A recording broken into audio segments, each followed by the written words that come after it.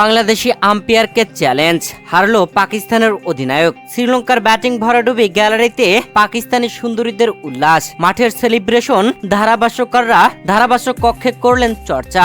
প্রিয় দর্শক, সুপার 4-এ নিজেদের দ্বিতীয় ম্যাচে শ্রীলঙ্কা ও পাকিস্তান খেলতে নামে।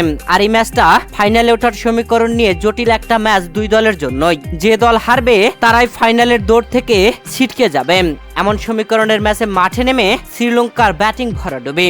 কোনো ব্যাটসম্যান সেভাবে খেলতেই পারলো না এক কামিন্দু মেন্ডিস ছাড়া।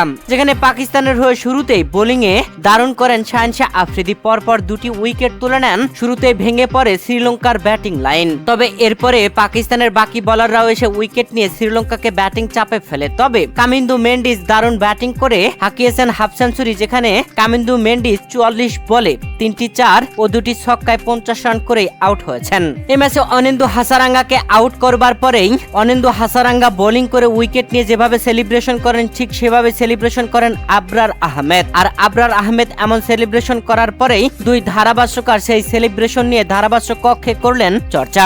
পাকিস্তানের বিপক্ষে শ্রীলঙ্কার ব্যাটিং ভরাডুবিতে ডাগআউটে বসে যেন রীতিমতো হতাশ শ্রীলঙ্কার ধাসুন সানাকাম। গালে হাত দিয়ে ফেলেছেন তিনি, কেননা পাকিস্তানকে তারা টার্গেট দিয়েছে মাত্র 134 রানের। পাকিস্তান দারুণ বোলিং করে পুরো 20 ওভারে 133 রানে আটকে ফেলে শ্রীলঙ্কাকে। তবে এই ম্যাচে শেষ মুহূর্তে বাংলাদেশি আম্পায়ারের সাথে চ্যালেঞ্জ নিয়েছেন পাকিস্তানের অধিনায়ক সালমান আলী আগা। যেখানে শেষ ওভারে হারিস রৌফের করা দ্বিতীয় বলটি খেলতে গিয়ে চামিকা করুণারত্নে পরাস্ত হন। জোরালো আবেদন, সেই আবেদনে বাংলাদেশি আম্পায়ার মাসুদুর রহমান মুকুল আউট দেননি। তখনই রিভিউ নেন পাকিস্তানের অধিনায়ক। আর এরপরে দেখা যায় যদিও বলের লাইন লেন্থ সব ঠিক ছিল, তবে ব্যাটে টাচ হয়েছে।